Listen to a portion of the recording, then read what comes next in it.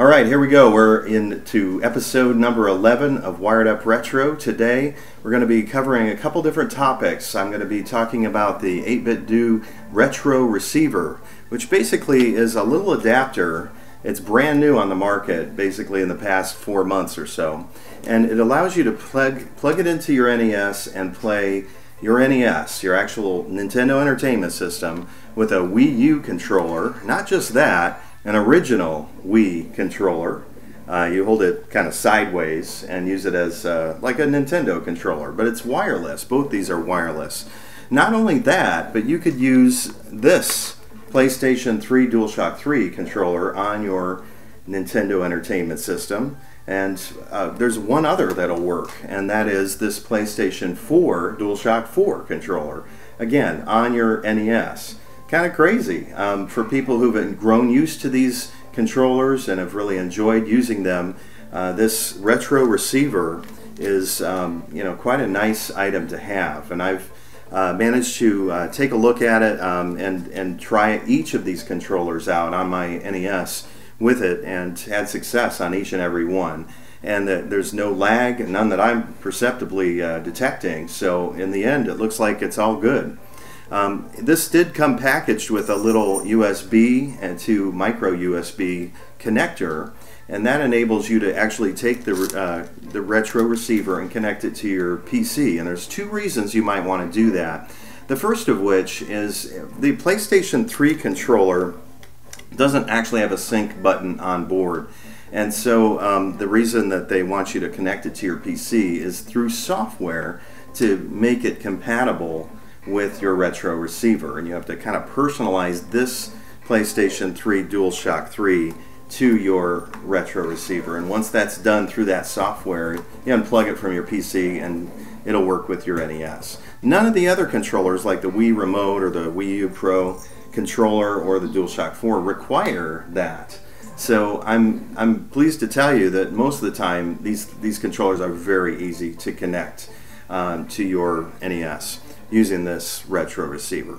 Another reason that they included that USB cable and allow you to connect it to a PC is so that you can download firmware into it that would enable you to, in future updates, maybe get an additional wireless controller working. Maybe one that works on your Android might become, in the future, compatible with the 8-bit do Retro Receiver. So little firmware upgrades can be done. Alright, so on to the main topic of our discussion today, and that is this. I have determined a way to enable all these controllers, whether we're talking PlayStation 3 or 4 or Wii or the Wii U Pro controller, all of these to be compatible with game systems from, let's put it this way, the 70s, the early 80s. We're talking the Atari 2600, with additional adapters, the Atari 5200, also the Atari 7800, as well as certain Genesis games, not all. And the main reason that the Genesis is only partially compatible has to do with the adapters that are in between the 8-bit do Retro Receiver and the actual wireless controllers. It takes a number of different adapters all connected together, daisy-chained basically, in order to accomplish this on these old game systems like, let's say for instance, the Atari 2600. The Atari 2600 basically requires, let me put this down here. It requires first off a purchase of a Comerica Freedom Stick controller with a connector, a wireless receiver. And the wireless receiver that came packaged with it when you bought it back in the mid-80s happened to have a special connector that goes into the wireless receiver that has NES cables. But you could also buy one that's designed to convert it to the Sega Genesis. And obviously these are 9-pin connectors. They'll also work on an Atari 2600, an Atari 7800. So yeah, this makes the Comerica Freedom Stick pretty special. And so you take the Genesis cables, plug it into your receiver, and you basically don't want to use this, but you want to use another Comerica product, and we went over this in our very first video of Wired Up Retro and showed you how to do it. But I'll just touch on it briefly here. This is the Comerica Freedom Connection, which is basically a transmitter that allows you to plug in an NES, original NES controller right here and submit a signal that would be received by its own receiver. Its own receiver is not going to be used in this adaptation. We're actually going to use that Freedom Sticks special connector with the Genesis cables. And this actually is compatible. They're both made by Comerica. They're two separate products, but when used in connection with each other, it works fabulously. And the nice thing about this is you can plug in an NES controller and use it on your Genesis or on your Atari game system, Atari 2600, Atari 7800. It will not work on ColecoVision, but that has to do with the way that pinout is a little bit different with the power supply. Anyways, so once you've got your game system plugged in here and the receiver and the transmitter submitting a signal, instead of plugging an NES controller here, you're going to plug in, well, initially I thought we're going to just try to plug in the Retro Receiver into this directly. But what I found out is that they're not innately compatible. Basically, this is supposed to give a blue light that blinks when you plug it in, and it gives this green light, and the green light means no go for some reason. So let me get this out of here and I'll just show you what I mean.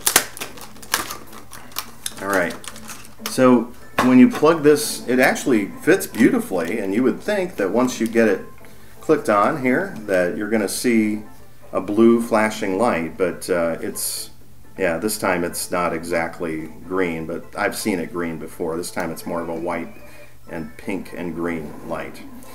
But that's not compatible. It has to be blinking blue to be compatible. So I took this and I thought, well, this is probably never going to work. But what if I did what I did in Wired Up Retro 2 in our second episode? I added to this situation an NES 4-score multi-tap. Okay, so when you connect the multi-tap, and by the way, the multi-tap has a weird end to it, okay? So you have to take an extension cord for the NES controllers and put it on that, and then you've got this normal end that you can plug in right here. And then you take your retro receiver and plug it into port number 1. Now you're thinking to yourself, this is sure getting complicated. You have a lot of adapters here. Yeah, you're right.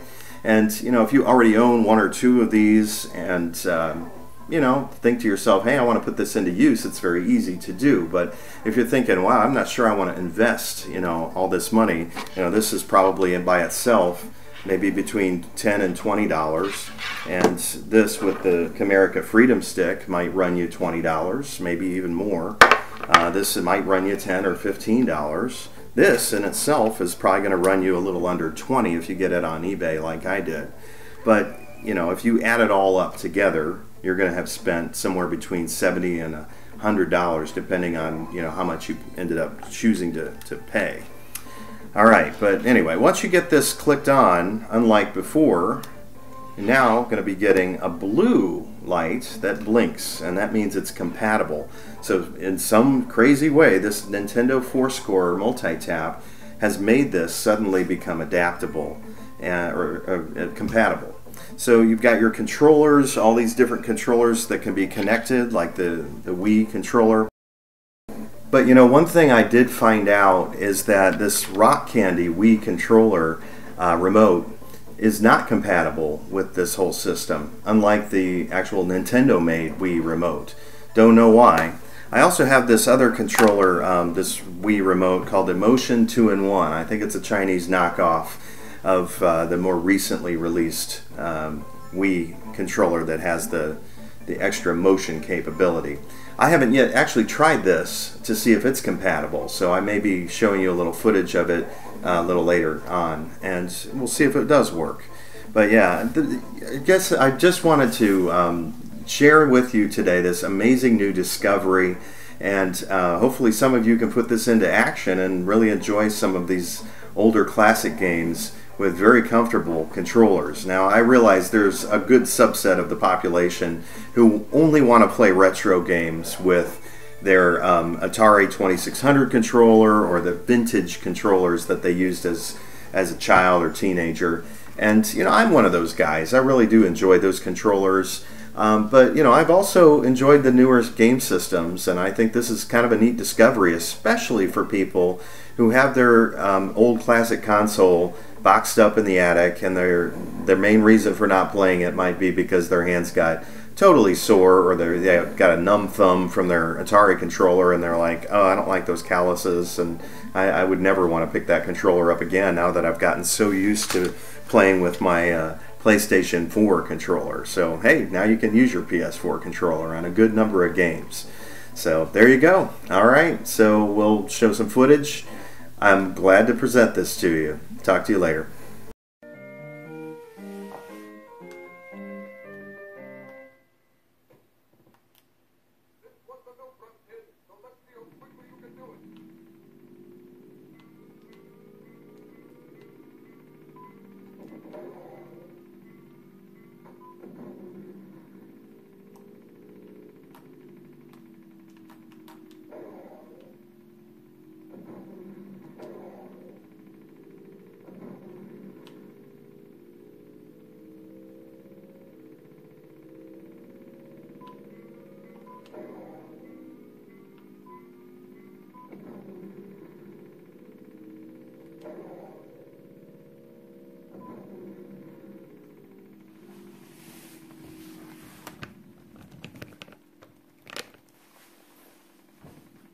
Alright, so Steel Talons works with my PlayStation 3 DualShock 3 controller. I also was playing around with the Wii controller on the Genesis game system, and it works just fine on a number of games. Not all of them, though. I was actually having zero luck getting any compatibility out of the game Viewpoint on the Genesis, and no compatibility on Virtua Racing for some strange reason.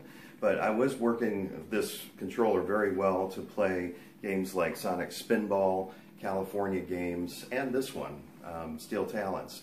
I did try Super Smash TV. That's actually a game that requires the A, B, and C buttons, and as you know, from my mentioning it earlier, this is really only going to function as a 2-button controller because of this setup that I've orchestrated here. So in Super Smash TV, you kind of have to decide, okay, which 2 buttons, when you assign your button setup, which 2 buttons are the most important for your gameplay. So I managed to do that and actually had some fun. So you can try that. Some Genesis games are going to be great, some games are not going to be great, and some games aren't going to be compatible at all. But on my Atari systems, you know, all the 2600 games that aren't paddle controller games but joystick games work, those digital games. Same with the 5200. When you're using the Atari 5200 Master Play Interface clone, which is recently released, you're going to get 2-button compatibility on games like Defender. It works fabulously for all the digital games. It won't work for games that are analog, such as Breakout or Missile Command, those kind of games. But you know, Dig Dug, Pac-Man, etc. You know, even Centipede, it works just great. So another thing I'll mention is when you're playing the Atari 7800, you can just set it up the basic way, and all the 1-button games are going to work great. But some of those 2-button games like Commando, Planet Smashers, you know, etc. Some of those 2-button games are going to be limited if you have it that way.